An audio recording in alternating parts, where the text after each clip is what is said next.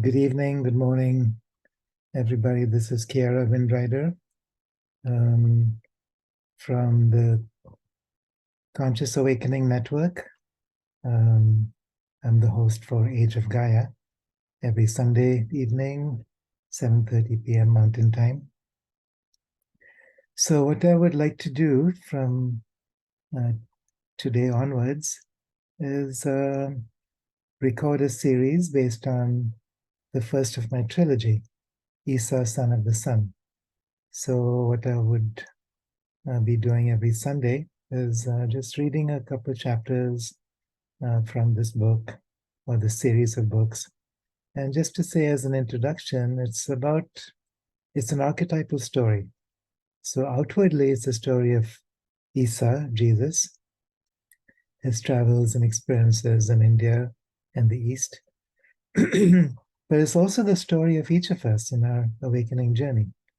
So, just like he said, the same things I can do, you can all do, and even more, because it's not about the journey of one man, but the journey of a collective as we come into awakening. And we are very, very close to this time of awakening now, where this story becomes incarnated through each of us. All right, so with that introduction, here we go. So chapter 1, Miran's story. Memories flash across my field of vision.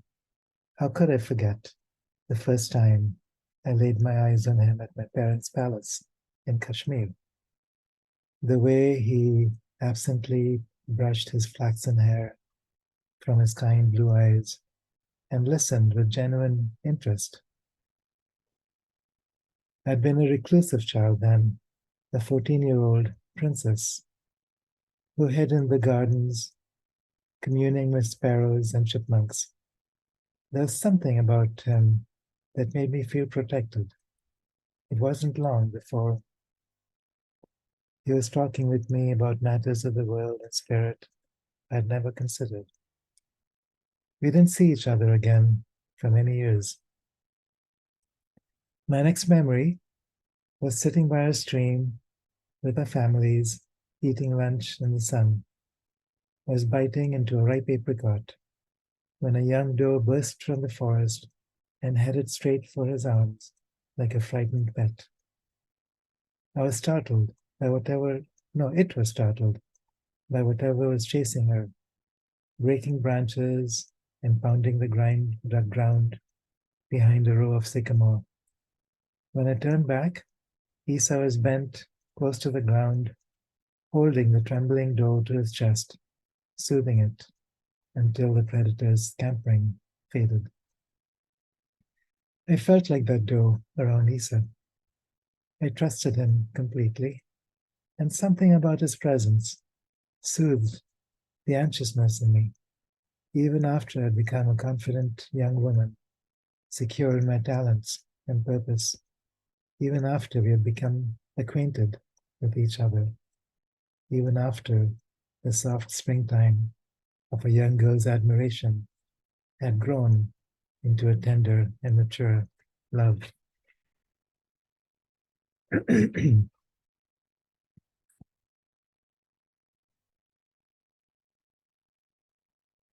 How could I forget running through sunlit meadows of perfect color with them, or riding through our sacred mountain trails on horseback, or walking hand in hand through the rich tapestry of existence, or tender love flushed like the purple blooms of saffron in an autumn field, with burnt golden stamens emitting a sweet fragrance that only deepened in moonlight. When he was away, our love was still there. It had simply gone dormant, strengthened like winter moons under the earth. We barely saw each other in those early years. Issa was often away, traveling with his teachers or disciples and caravans, healing those sick in body or mind in the cities and villages where they camped. There were moments I felt a cold metallic dread in my heart as I watched him confront and overcome the constant dangers he met upon his path. There were foreign places I dreamed and felt so close I could almost touch the tough muslin cloth. Taste strange herds on toasted meat, sense the cadence of a language I didn't know. And then his travels took him back to Palestine, the land of his birth. I watched in the mirror of my own soul how he struggled with the priests of his time, striving to carry the message of light to a hard-headed people. And I will never forget the day he was stretched to the limits of human endurance and almost died. I would have died that day too if my beloved teacher, Chaitanya, had not come to me, held me, and reassured me. But he came back then, and we eventually married. Although he was a prince by lineage, he had been on the road most of his life, unaccustomed to the trappings of the material world. We lived simply. We were equally at ease, sitting with each other in silence and sharing a simple meal of yak cheese and bread, as we were exploring the deepest mysteries of life and the mastery of divine consciousness. There are memories of sitting by mountain streams in deep meditation, times we spent with our illustrious teacher, Chaitanya, or Babaji, as we called him. There are memories of children we raised and a kingdom we ruled. There were times we could be alone, and times we were busy with the constant duties and demands of daily life, and with the circle of disciples that eventually gathered around us. There was much time we spent together, learning of each other, becoming one body and soul, communing without the need for words or even physical presence. A single consciousness moving through two vibrantly attuned hearts. Most recently now, as my scribe commits these memories to paper, there is a fresh and glorious imprint of accompanying my beloved Issa in my own subtle bodies as he completed the task he had been chosen for, merging his physical body with light and seeding all existence with new evolutionary potential. Often it is only at the end of all things, when the strands of a great and glorious web have come together in perfection, that the heart of a story can be revealed. And so the story begins with the Kashmiri princess, Miran, looking out in the early morning dawn towards a chariot of light being raised towards the heavens, face aglow with a flaming radiance, heart bursting with gratitude and love for all the years she was allowed to share with this most magnificent of men. Whereas another woman might have felt sadness of this departure. This was not so for Miran, for had not her entire life moved her unerringly in service to the same great work, the same sublime of destinies? Where could he depart that she was not also there with him? Of course, the story chronologically begins much earlier, perhaps 100 years ago or more, at the turning of an age. There are mysteries that few understand, and there are many who have deliberately attempted to distort and deny the truth of these times because of the power contained in these mysteries. But distortions don't last forever. And in every age, there comes a time when truth is revealed at last. And this truth has the power to set men free. Perhaps the time has come now for the full story to be revealed. And we will start in the beginning of things. Chapter 2, Amrita Prabha. The villagers of Bethlehem watched with curiosity as a dusty band of travelers came in through the gate. A young woman was among them, pregnant, supported by her husband and her retinue.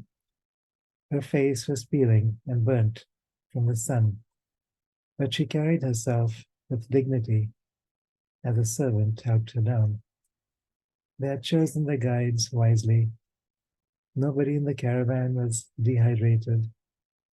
They knew where to find adequate water springs. The camels and donkeys appeared well fed, though burdened with baskets and sacks. They had met with neither wild beasts nor marauders, and no one was hurt. Later that night, sitting around a fire in front of their lodgings, they ruminated on the mysterious events that brought them here. They had come from Kashmir, that opulent valley sandwiched between Persia and Tibet, where fruits and flowers grew in profusion and fields of saffron covered the land. The young woman belonged to a tribe known as the Tukharas, who claimed descent from Tukharistan in the Russian steppes, and was also a descendant of King Dawood. She was a princess in the distant Himalayas, known there as Amrita Prabha, daughter of King Balavarman of Kamarupa. Her husband was Meghavahana, king of Kash, on the shores of the Dal Lake in Kashmir, and brother to King Gandaphoras of Gandhara. Amrita Prabha was her royal title, but she was known among her people as Mariam, while Meghavahana was commonly known as Yusuf. She ruminated on the wondrous events that had led her to this moment in time. Almost 9 months ago, she had experienced a dream, or was it really a dream? When she had been taken up into the skies and had great and profound experiences among a race of people known as the Devas, or Shining Ones, whom the Persians knew as the angels. She could feel the being who was with her rather than see him. He called himself Gabriel. While he was with her, it was as if thousands of butterfly wings pulsed inside her. Gabriel showed her things, revelations of unbearable beauty, perspective on the earth that stretched out to eternity, like the long desert roads she would later travel. Time no longer existed, and there was a wideness to space that was dizzying and exhilarating. She lost her balance and fell into it. By the time Mariam woke up, she had already forgotten most of what she had seen, but that inexplicable peace permeated her heart. She knew she was pregnant. And then in her dream, she once again met the angels. Do not fear, they told her. You will be with child, but one who is destined to be a great leader. All is well. Reluctantly, for she was not sure what to make of these dreams, the young Amrita shared these dreams with her mother, Anna. Her mother knew she, her mother knew the signs and confirmed that her daughter indeed was in the early stages of pregnancy. The angels came back often, and they were comforting presents to the beautiful young princess.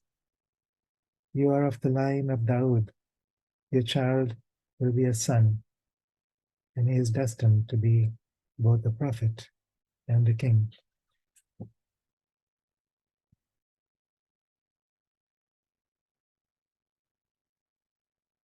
As Amrita learned to communicate with them in her dreams, their chariots or vimanas would often show up in the skies above them. One day, she and her mother were told that they would need to journey far to the west before she could give birth. But the child's task would be to gather together the sheep who had been lost and bring them back into the fold. The shining ones would lead them, they were told. Meanwhile, Meghavahana received the same message from a matted haired yogi who had suddenly shown up in his chambers. He was told that the child to be born would be in the lineage of the Bodhisattva, and that they must be born in the land of his ancestors to the west. He was a good and kindly king, open to the mysteries of the spiritual world, and accepted this without question. And so, leaving the chief minister in charge of their kingdom, Yusuf and Miriam, along with a retinue of servants, had undertaken a long and arduous journey across the old Silk Road, across the lands of Gandhara, Persia, and Syria, finally reaching the land of Palestine, where their ancestors had once lived.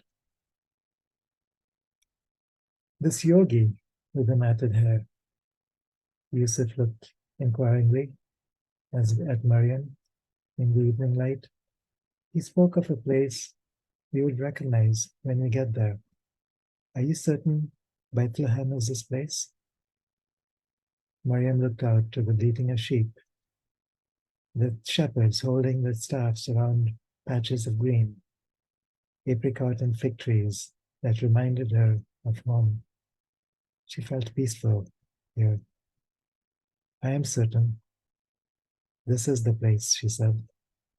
And so, here in this little village, they settled in preparation for the great day.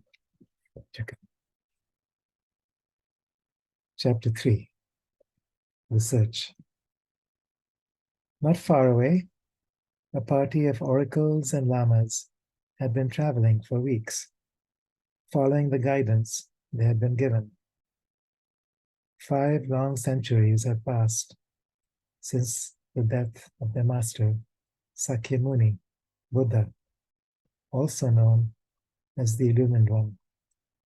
The oracle had told them of a tulku who would be born in the West. He would be a bodhisattva in the lineage of the Illumined one whom the prophecies referred to as the Mithya.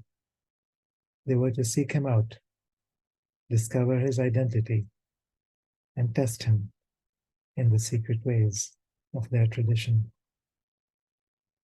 Along the way, they joined paths with Gaspar and Balthazar in Gandhara, and later with Prince Saraim in Persia, who had likewise been inspired to journey westwards. They followed the old Silk Road, which connected the nations of the East with the Roman territories of the West. Gaspar was known as King Gondopharos in the land of Gandhara, and Haramatheus in the lands of North. Balthazar was his nephew. Sarain, also known as Melchior, had likewise been informed by his court astrologers of a similar prophecy about one who was to come. This Maitreya we seek is the same son of the sun we speak. We seek, he spoke in wonderment.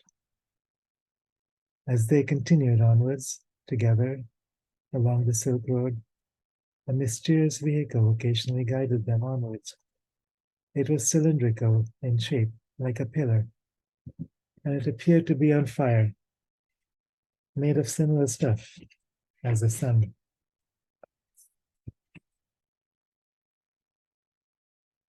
It was the same sort of pillar that had guided their ancestor Musa into the valleys of Kashmir, which the Brahmins knew as Vimanas, vehicles of living light.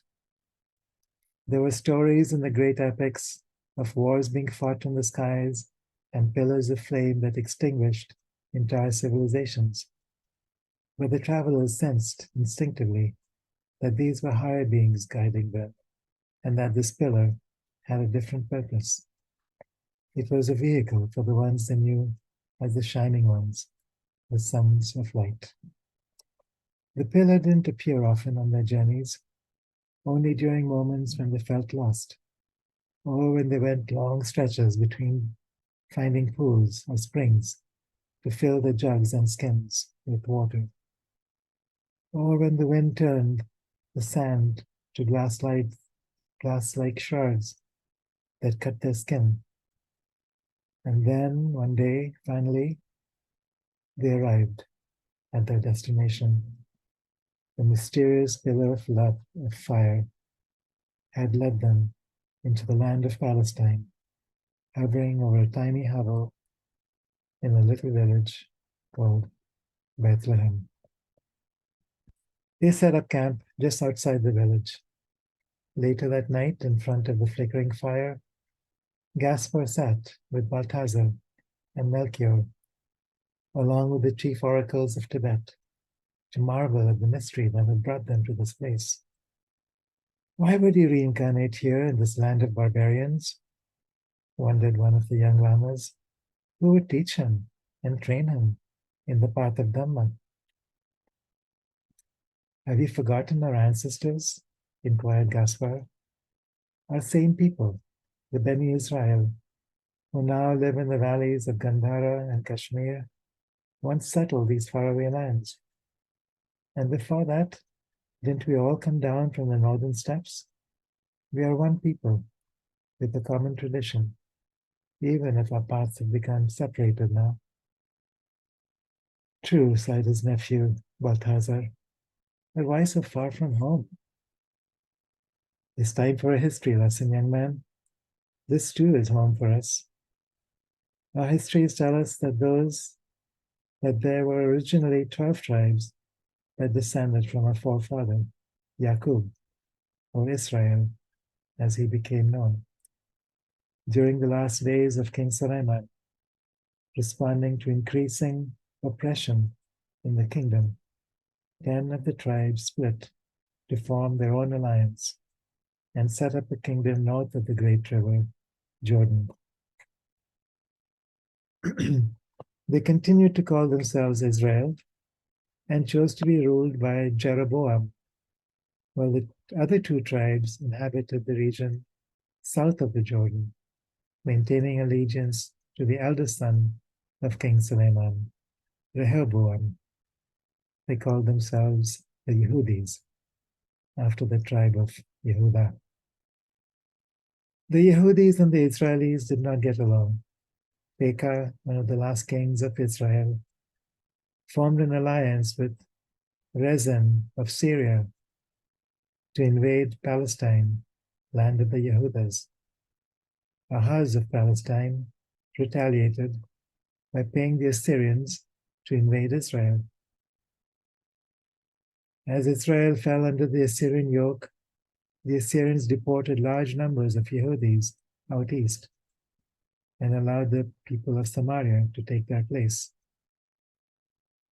the Yehudis and the Samaritans developed a hatred for each other, which exists still. So where did the Yehudis go? Demanded Balthazar. We are the sons of these Yehudis, the Beni Israel, answered Gaspar with emphasis. We are those whom the Assyrians deported to the far valleys of Kashmir, which happens to be the land promised to Musa. Indeed, destiny works in strange ways, and we have lived here in these beautiful valleys all these generations now, joined by tribes from the north, such as the Drakaras and the Pishakas, the Sakyas and the Monis. The Hebrews and the Hindus have the same ancient origins, and we've assimilated the wisdom of the Buddha and those who preceded him as part of our own tradition as well.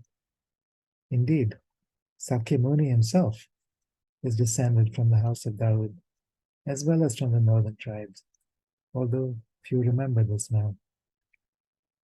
So the Maitreya is to be born in the place of our origins. It seems so, answered Gaspar. Our prophecies tell us that he is to gather the tribes together, to bring all the Yehudis into the promised land, and to govern them with equality and justice. He is to be both prophet and king, in the tradition of King Dawood, and return us to our original unity.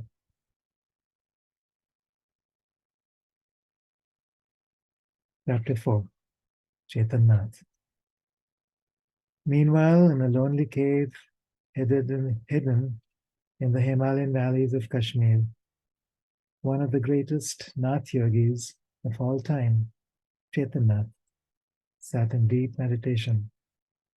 The Naths were a lineage of immortals, yogis who had experienced the power of divine consciousness, not only to experience the highest stages of unified consciousness, but also to bring this power of light into the density of matter, thereby immortalizing their bodies in accordance with the highest laws of creation. The Nath yogis were not concerned so much with individual lives and destinies, but with the larger evolutionary patterns of human civilization.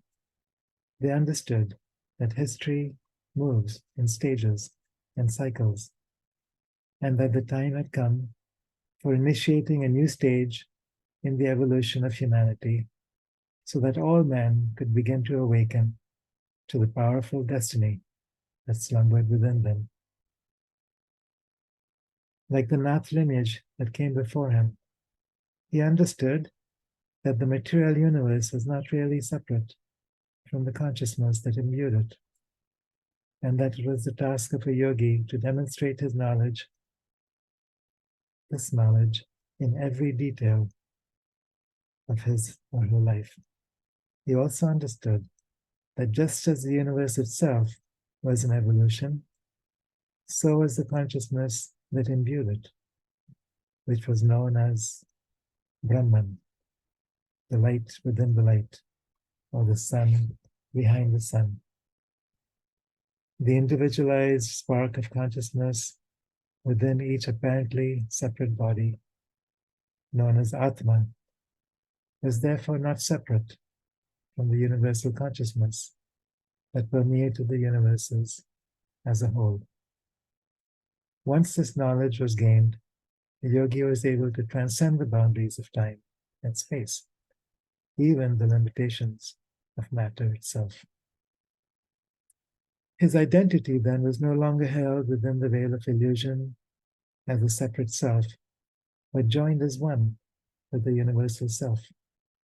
This was the knowledge taught in secret to those who were willing to penetrate past the veils, a knowledge that the Buddha had gained after long struggle and had been teaching many.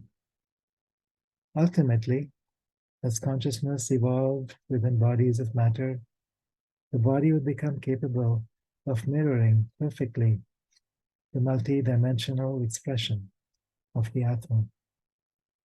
This is the stage when a seeker becomes an adept and could truly understand that Atma and Brahman were the same, and that creator and creation existed together as one. This was a secret that had been lost in the darkness of ages past and would be revealed again to all. In the turning of cycles, Chaitanya understood that there was another bodhisattva coming, whose task was to take this understanding further and to teach all men the truth of who they were. Chaitanya had been a guide for Prince Siddhartha, who had become a Buddha, and he awaited now the one prophesied as the Maitreya, whose task it was to prepare the world for another revelation of light. It was he who had appeared to Meghavahana all those months ago to prepare him for his task ahead. Chaitanya was therefore following the events in Palestine with interest. As a Nath yogi, he could simply merge consciousness with anyone he chose, or travel wherever needed in his subtle bodies. When necessary, he could even materialize elsewhere in a physical body of whatever shape and size he wished. These yogic abilities were a natural outcome of having merged his physical body with the body of light, and he had become acutely responsive to the multidimensional impressions of the infinite Atma, or soul.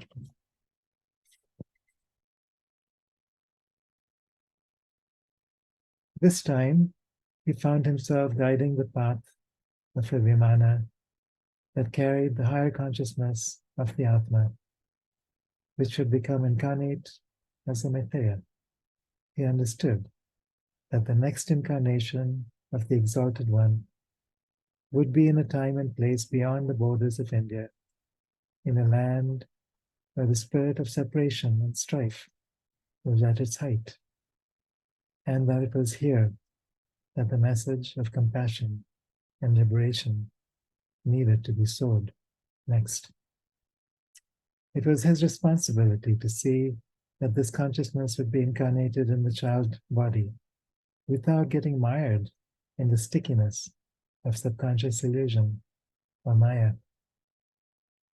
As he noticed the perfect synchronicity of the lamas and wise men arriving from the lands of the East, he smiled in satisfaction. The great plan was moving forward. Chapter 5, Birth.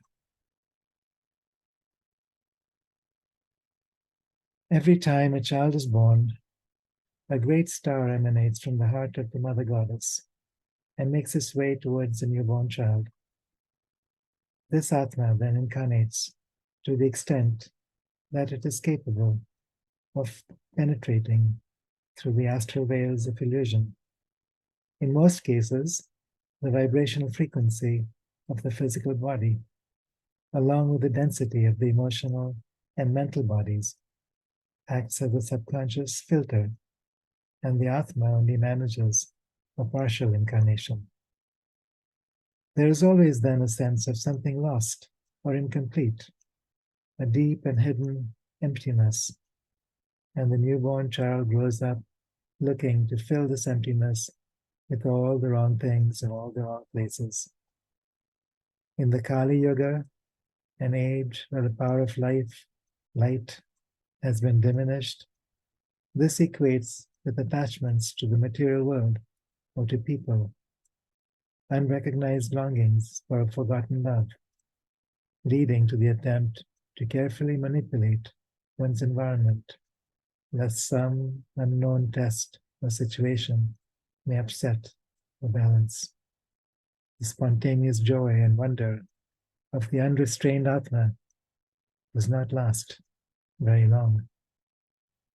In the case of the child Issa, his mother Amrita, or Maryam, as she was now being known in Palestine, had been conceived through the Shining Ones, which allowed Issa's physical body and nervous system to maintain a degree of subtle refinement into which the Atma could incarnate more fully, without getting clogged with the customary rails of forgetfulness.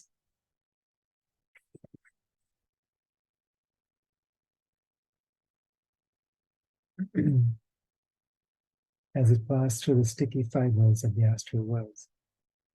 In fact, she herself, like many others in her lineage, had also been conceived by the angels, as true her sister Elizabeth, even though their mother Anna had been married at the time. Mariam had now entered a time of ritual preparation, when she ate only the most vital of foods and prepared herself through prayer, cleansing, and centered awareness to hold the highest frequency possible to support its incarnation. Her body was supple and her nervous system strong. The Shining Ones had continued to watch over her and support her mentally and emotionally for the task ahead. When the day of birth arrived, Mariam and Yusuf had created a temporary abode for themselves and the retinue in a humble little manger in Bethlehem. They had been informed that just as in the days of the prophet Musa, the current ruler of the province, Herodes the Great, responding to rumors that there would be a threat to his power from among the Yehudis, had begun massacring newborn male children. Here in this manger, they could remain for some time inconspicuously. And since as travelers through the land, they did not have to partake of the census imposed by Herodes upon the Yehudi tribes, they knew they were safe. With them also was Yaakov, Yusuf's son from his former wife, Marita Grava, sister to Amrita Prabha, who had died in childbirth. And now the time had come. Mariam felt a strong power within her energy system that filled her body with ecstasy. It seemed to push and pull at the same time, and she felt a great cosmic energy joining with her own energy centers as the contractions of labor began. In the early hours of dawn, surrounded by attendants and accompanied by the braying of donkeys that shared the large stables with her, a boy child made his entry into the world. A few minutes later, to everyone's surprise, a twin child also emerged from her womb. Both looked alike, both light-skinned, as were many of the Beni Israel in the valleys of Kashmir who were of Tukharan descent, with hair the color of the harvest fields and eyes the color of the open skies. They named the firstborn Issa, after Ishvara, a Sanskrit term which represented the power of divinity. The second, they named Taunus, which simply means twin. A great light seemed to fill the space as Mariam, Yusuf, and the other attendants gently and lovingly welcomed both children into their earthly bodies. Meanwhile, the lamas in the search party saw that the Vimana, which they had seen etherically hovering over the stables of Bethlehem, had dissolved in a great burst of light. They recognized that the moment had come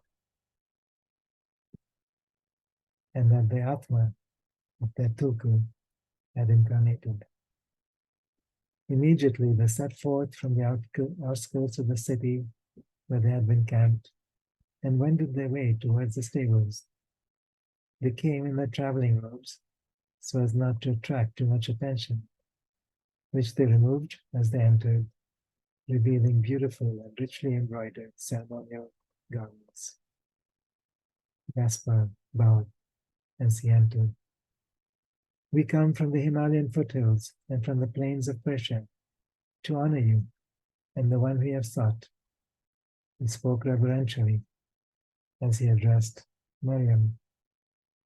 Balthazar, Sarain, and the Tibetan lamas followed suit, kneeling before the mother and her twin sons.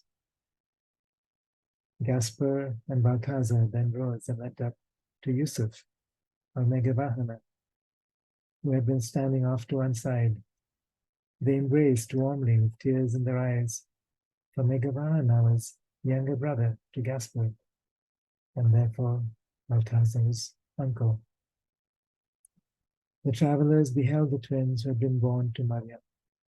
Both children were strong in the radiance of light, but their personalities were different.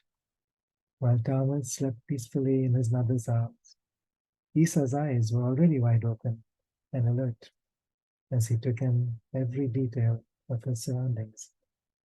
The etheric radiance emanating from each of them in the simple abode was enough validation that a great one had truly come again, as foretold.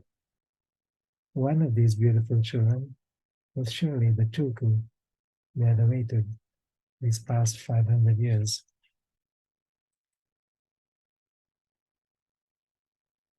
The travelers from the east left shortly afterwards so that Mariam could rest, but then returned the following day bearing gifts they had brought with them from afar. They brought gold that would help the Tulku's family through the first few years of their life, and they brought frankincense and myrrh, which they used to cleanse and purify the stables. They also brought with them certain family heirlooms, of which more will be shared later. They shared the story and the prophecies that had been given with Mariam and Yusuf. And Mariam reciprocated by sharing her own story of how she had conceived. Indeed, this is also what we have been told about the Buddha, the chief of the Lamas said excitedly. He explained the two stages of incarnation.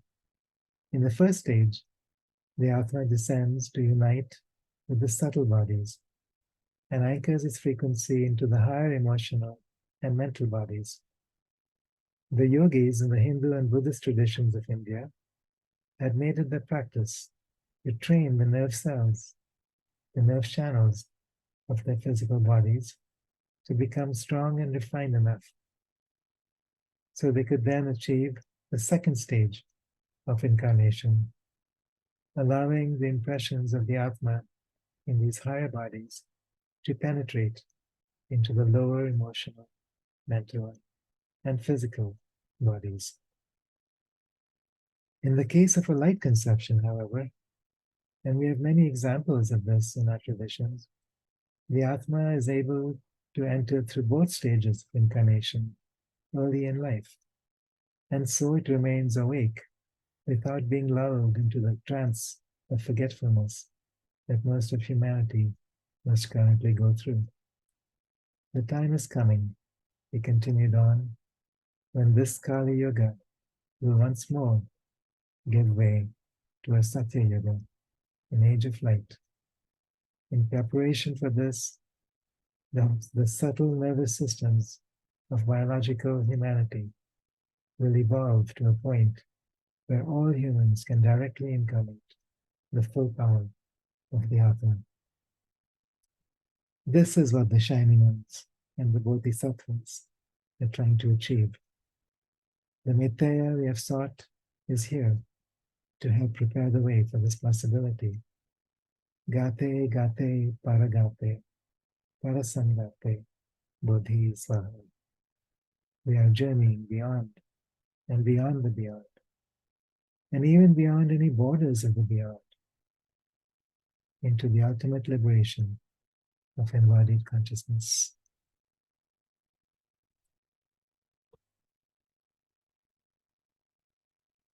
All right, so let's sit with that for a while. And we'll be back again next week to continue with this journey. It's an honor to share this time with you all. And I look forward to being in touch. You can always contact me, share your own experiences, stories, questions.